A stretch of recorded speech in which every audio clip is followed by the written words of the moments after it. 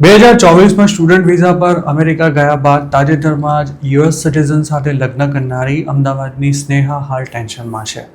પોતાના વિઝા પૂરા થાય તે પહેલાં જ તેણે અમેરિકામાં મેરેજ કરી લીધા હતા અને ગ્રીન કાર્ડ માટે અપ્લાય કરવાની પણ તૈયારી શરૂ કરી હતી. જોકે ગત શુક્રવારે જ ટ્રમ્પ સરકારે નિયમમાં કરેલા ફેરફારના કારણે આ ગુજરાતી યુવતીને હવે ગ્રીન કાર્ડ માટે અપ્લાય કરવા ઇન્ડિયા પાછા આવવું પડી શકે છે અને સાથે જ ફરી અમેરિકા જવા માટે તેને લગભગ એકાદ વર્ષ સુધી રાહ જોવી પડે તેવી પણ શક્યતા છે. મે 21ના રોજ યુએસસીઆઈએસ દ્વારા જાહેર કરાયેલા પોલિસી મેમોરેન્ડમમાં જણાવ્યા અનુસાર અમેરિકાની ધરતી પરથી જ એડજસ્ટમેન્ટ ઓફ સ્ટેટસ માટે અપ્લાય કરતા લોકોને અમુક જ સંજોગોને બાદ કરતા કોન્સ્યુલર પ્રોસેસ મારફતે ઇમિગ્રન્ટ વિઝા મેળવવાના રહેશે. મતલબ કે સ્નેહા જેવા ઘણા ઇન્ડિયન્સને હવે ગ્રીન કાર્ડ લેવા માટે ઇન્ડિયા પાછા આવવું પડશે. આમ તો 6 પાનાના આ પોલિસી મેમોરેન્ડમમાં એવું ક્યાંય લખવામાં નથી આવ્યું કે અમેરિકાની ધરતી પરથી એડજસ્ટમેન્ટ ઓફ સ્ટેટસ માટે અપ્લાય નહીં કરી શકાય. તેમાં માત્ર અધિકારીઓને દરેક કેસમાં પોઝિટિવ અને નેગેટિવ બંને પરિબળોનું મૂલ્યાંકન કરવાની જ સલાહ અપાઈ છે. પણ આ મેમો પર યુએસસીઆઈએસના પ્રવક્તા ઝેક કોલરે આપેલું સ્ટેટમેન્ટ ઇમિગ્રન્ટ્સ અને ઇમિગ્રેશન લોયર્સ બંનેની મૂંઝવણ વધારી રહ્યું છે. તેમનું કહેવું હતું કે ઇમિગ્રેશન બેકલોગને ઘટાડવાના હેતુથી હવે ગ્રીન કાર્ડ માટે અપ્લાય કરનારા મોટાભાગના લોકોએ અમેરિકા છોડવું પડશે. આ ઉપરાંત ગ્રીન કાર્ડ અપ્રૂવ ન થવાના સંજોગોમાં લોકોને અમેરિકામાં જ ગાયબ થતાં અટકાવી શકાશે. અમુક ઇમિગ્રેશન લોયર્સનું એવું પણ કહેવું છે કે આ સ્થિતિ એટલી પણ ગંભીર નથી કે જેટલી મીડિયામાં બતાવાઈ રહી છે. જોકે ટ્રમ્પ સરકારના અત્યાર સુધીના ઇમિગ્રેશનના ટ્રેક રેકોર્ડને જોતા યુએસસીઆઈએસના આ મેમોરેન્ડમને લઈને અનેક પ્રકારના તર્ક વિતર્ક થઈ રહ્યા છે.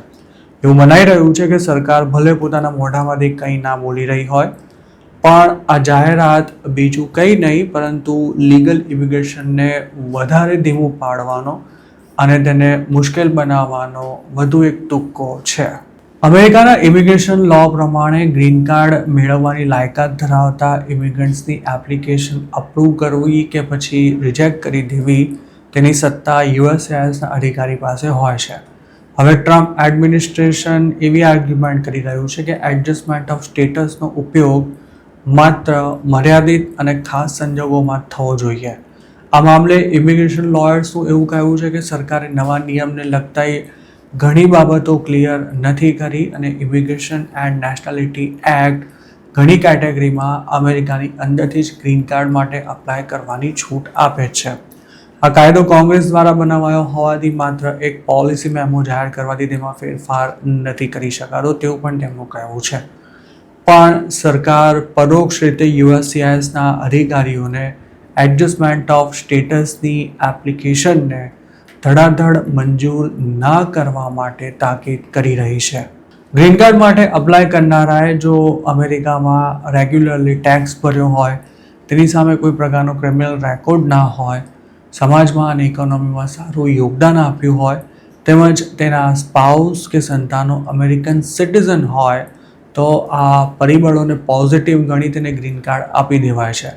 તો બીજી તરફ ફોર્મમાં ખોટી માહિતી ભરી હોય, ભૂતકાળમાં ઇમિગ્રેશન લોનો ભંગ કર્યો હોય કે પછી ફ્રોડ અથવા બીજા કોઈ ક્રાઇમ કર્યા હોય તો આવા એપ્લિકન્ટ્સે પોતાના દેશમાં જઈને ગ્રીન કાર્ડ માટે અપ્લાય કરવા કહી દેવાતું હોય છે. નવી પોલિસી દ્વારા અમેરિકાની સરકાર યુએસસીઆઈએસના અધિકારીઓને આડકતરી રીતે એવું કહી રહી છે કે મોટાભાગના એપ્લિકન્ટ્સને ગ્રીન કાર્ડ માટે અમેરિકા છોડવા ફરજ પાડવામાં આવે.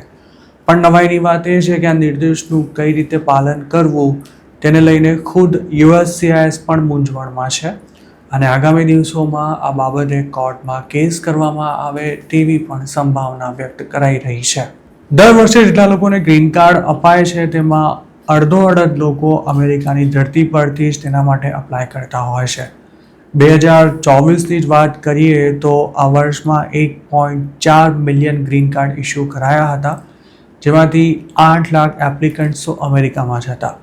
જોકે હવે યુએસસીઆઈએસ એવું ઈચ્છે છે કે આવા લાખો લોકો પોતાના દેશમાં જઈને ગ્રીન કાર્ડ માટે અપ્લાય કરે અને પોતાનો નંબર આવે ત્યારે અમેરિકા પાછા આવે. સ્વાભાવિક છે કે જો લાખો લોકો કોન્સ્યુલર પ્રોસેસ મારફતે ગ્રીન કાર્ડ લેવા જશે તો તેમાં પણ વેઇટિંગ વધી જશે.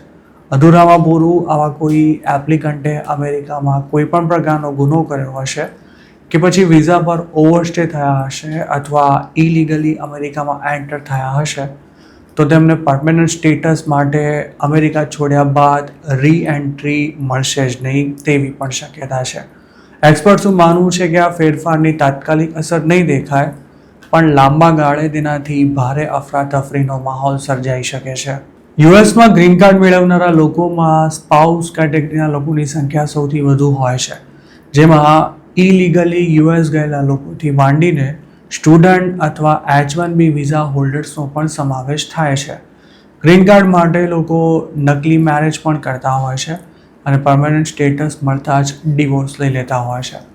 આ ઉપરાંત જેમના સંતાનો કે પછી સ્પાઉસ સિટીઝન હોય તેવા અનડોક્યુમેન્ટેડ ઇમિગ્રન્ટ્સ પણ અમેરિકાની ધરતી પરથી જ ગ્રીન કાર્ડ માટે અપ્લાય કરતા હોય છે.